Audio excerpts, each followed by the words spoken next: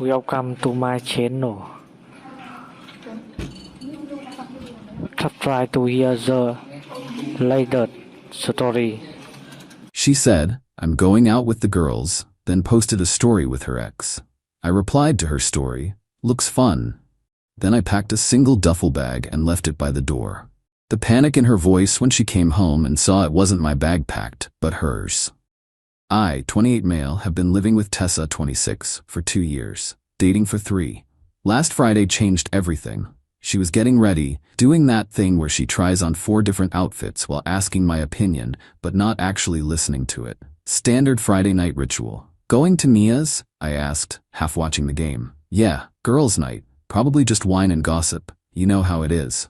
I did know. Every other Friday, same routine. Mia's apartment, her college friends back by midnight-ish. Cool with me. I'd order pizza and game with the boys online. "Have fun. Text me if you need a ride." She kissed my cheek. "You're the best. Don't wait up." 20 minutes after she left, I was settling in with my pizza when my buddy Derek messaged me. "Yo, your girl's at Republique." Republique was a rooftop bar downtown. Definitely not Mia's apartment. "You sure?" He sent a screenshot. Tessa's Instagram story from 2 minutes ago. Her with a drink, location tag, Republique. Caption, "Sometimes you need a night out." Okay, plans change. Maybe they decided to go out instead. No big deal, I kept gaming. An hour later, another message from Derek. "Bro." Another screenshot. New story. Tessa laughing, someone's arm around her shoulders. Male arm. Familiar watch on the wrist. My stomach dropped. I knew that watch. Bought it myself 3 years ago. For her ex, Nolan, when we were all friends. Before he tried to break us up. Before she swore she blocked him everywhere. The next story confirmed it. Video of the group, Tessa and Nolan, and 2 other people I didn't recognize. No Mia, no college friends. His hand on her lower back as they laughed at something off camera. I stared at my phone for a solid minute. Then I did something that surprised even me. I replied to her story. "Looks fun." 3 dots appeared immediately, then disappeared, then appeared again.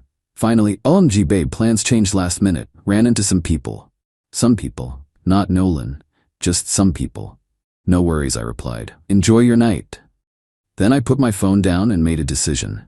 I didn't yell, didn't call her out, didn't demand she come home. Instead, I went to our bedroom and pulled out her purple duffel bag. The one she used for gym stuff.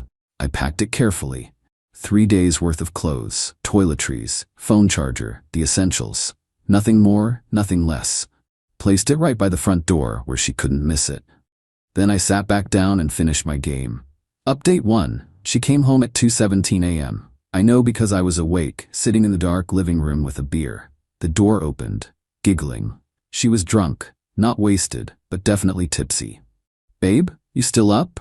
The hall light clicked on. Silence. I knew she saw the bag. What is this?" I turned on the lamp beside me. "Your stuff." She stood there, swaying slightly, staring at the duffel bag like it might bite her. What? "You need somewhere to stay tonight. I packed you some essentials." Are you ticking me out?" Her voice jumped an octave. "I'm giving you space to figure out what you want." "What I want? What are you talking about?" I pulled out my phone, showed her the screenshots. Her face went through several expressions. Confusion, recognition, panic. We just ran into them. It wasn't planned." "Tessa, I'm serious. Mia canceled last minute and I was already dressed, so I went for a drink and they were there." "Where's Mia in any of your stories?" Silence. "Why didn't you mention it was Nolan when you texted me?" More silence. "How did his hand end up on your back?" She stepped toward me. I held up my hand. "No. Take the bag. We'll talk when you're sober and you've had time to think about what you really want. This is my apartment too. Your name's not on the lease." Technically true. We'd moved into my place. She'd never gotten around to the paperwork. "You can't just throw me out over nothing." "I'm not throwing you out. I'm asking you to take some space. Door's not locked. But if you stay tonight, it'll be on the couch, and we're having a very different conversation in the morning." She grabbed the bag, fury replacing panic. "This is insane. You're being completely irrational. Text me where you end up so I know you're safe." "I'm going to Mia's, my actual friend who won't throw me out over paranoid delusions." She slammed the door. I sat back and finished my beer. My phone buzzed 10 minutes later, not from her. From Nolan. Hey man, just so you know, nothing happened. She was just upset and needed to talk. Upset? She'd seemed pretty happy in those videos. And why was she texting him but not me? I didn't respond, just screenshotted it for later. Update 2. The entitlement escalation was swift and predictable. Day 1. Silent treatment. Fine by me. Day 2. The text started. Are you seriously going to make me stay at Mia's forever? This is so immature. We need to talk like adults. I pay half the rent. You can't lock me out. That last one was interesting. She paid exactly $400 toward our $1,900 rent. I'd never pushed for actual half because she made less. But now it was half? I responded once. You're not locked out. Come get your things whenever. My things? I'm not moving out. You're going to apologize for this ridiculous overreaction. I didn't respond. Day 3. She showed up with backup. Mia and another friend, Janine. Safety in numbers, I guess. They marched in like they owned the place. I was working from home in the middle of a Zoom call. Just waved and kept talking to my client. Tessa stood behind my laptop, glaring. I muted myself. We're talking. Now. I'm working. Give me 20 minutes. No. Now. I gestured at my screen where my boss was clearly visible. She didn't care. Reached over and slammed my laptop shut. Tessa! That was my boss. Good. Maybe now you'll listen. I reopened my laptop. Call was gone. Quickly typed an apology email about technical difficulties. That was completely out of line. No, what's out of line is you making me homeless over your jealousy. You're staying with Mia. That's not homeless. Mia chimed in. Actually, she can't stay forever. My roommate's getting annoyed. Tessa shot her a look that could kill. Some backup. Look, Janine tried to mediate. You two love each other. This is silly. Tessa, just apologize for not mentioning Nolan. Marcus, apologize for overreacting. Done. I didn't overreact, I said calmly. I asked her to take some space after she lied about where she was and who she was with. I didn't lie. Girls' night at Mia's? Plans changed. To hanging with your ex who tried to sabotage our relationship? He's changed. He's with someone new now. Then where was she? Silence. Why weren't you in any of his stories if it was such an innocent group hangout? More silence. Mia shifted uncomfortably. Tessa, you said his girlfriend was there. She was. She just left early. I pulled out my phone, showed them Nolan's message about her being upset and needing to talk. Upset about what exactly? Tessa's face went red. He misunderstood. I was just venting about work. To your ex, at a bar, without his girlfriend, after lying to me about where you were. Janine and Mia exchanged looks. I think we should go, Mia said quietly. No, you're supposed to be supporting me. I am, but this doesn't look great, Tess. They left after awkward goodbyes. Tessa stayed, pacing my living room. You've turned my friends against me. I showed them screenshots. They drew their own conclusions. This is exactly what Nolan said you'd do. I stopped typing. What? She realized her mistake immediately. Nothing. I just meant, you've been talking to Nolan about our relationship? No, just Friday night. He asked how things were and I mentioned we'd been fighting about money and we haven't been fighting about money. The rent thing. How you always make me feel bad about not paying half. I have never once brought up rent. You just did. For the first time ever. She was spiraling, making up fights that didn't happen to justify talking to her ex about our problems. I want you to leave now, I said. This is my home. No, it's my apartment that you stay in. Your name's not on the lease, you pay less than a quarter of the rent, and you're here as my guest. A guest who lied about where she was going to hang out with her ex. I'm calling the police. For what? Making you leave after you slammed my laptop during a work call? Please do. I'll show them the lease and explain the situation. She grabbed her phone. Dialed 911. Yes, my boyfriend is illegally evicting me. No, I'm not on the lease. No, I don't receive mail here. Well, some packages. No, my license has my parents' address. The operator must have explained tenant rights because her face fell. 30 days? But he can't just... I see. No, there's no violence. He's just being a jerk. Sorry. Yes, bye. She hung up. You have to give me 30 days notice, she said triumphantly. You're not a tenant, you're a guest. But fine. I opened my laptop, typed up a simple notice, printed it, signed it, handed it to her. 30-day notice to vacate. Clock starts now. Update 3. The 30 days lasted exactly 1 week. First, she tried love bombing, showed up with my favorite takeout, wore the dress I'd bought her for her birthday, even brought craft beer from that brewery we went to on our anniversary. Can we just talk, like we used to? We talked.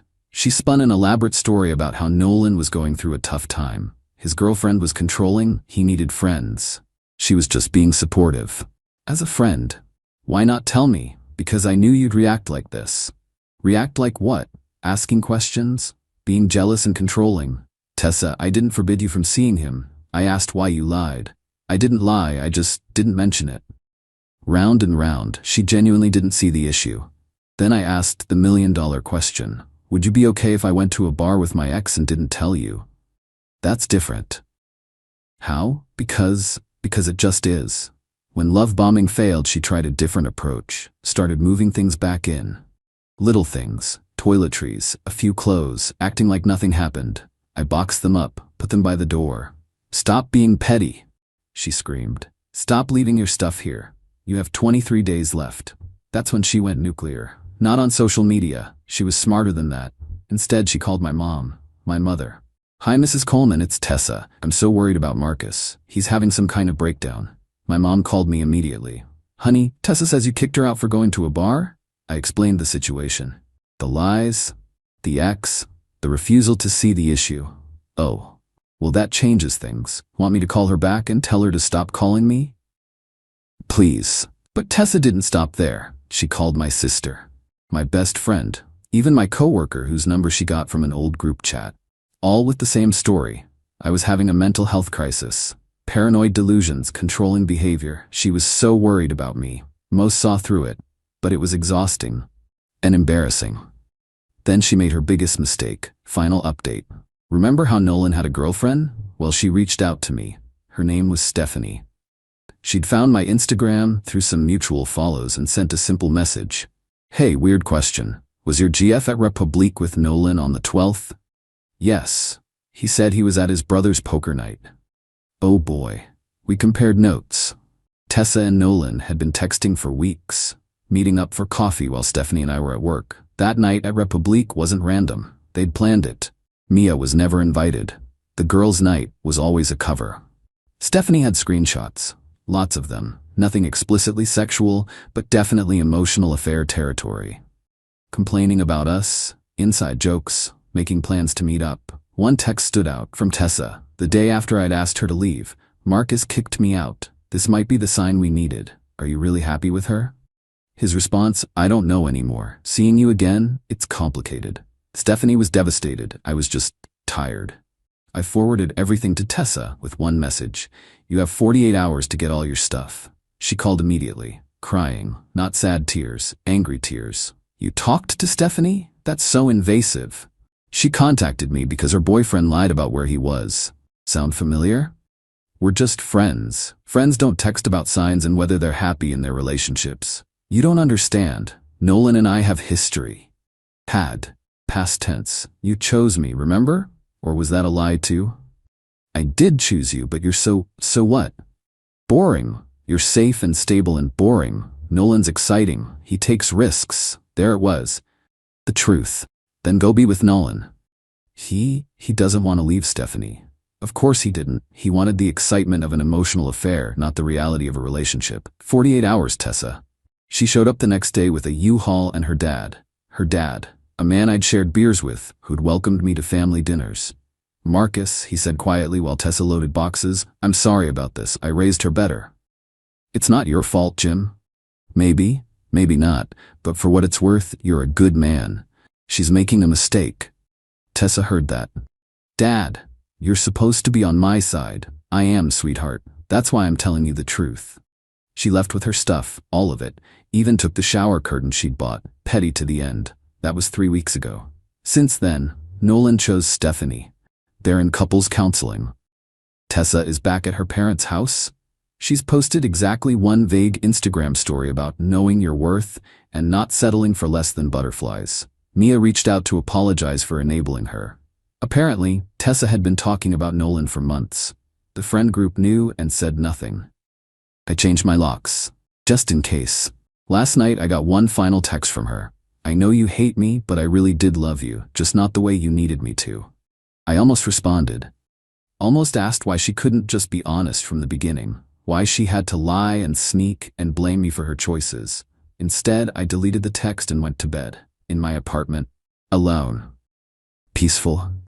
Sometimes the best response to someone who says they love you, just not the way you need, is to let them go love someone else.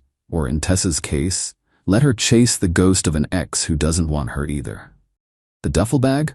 I kept it. Good gym bag. Better reminder.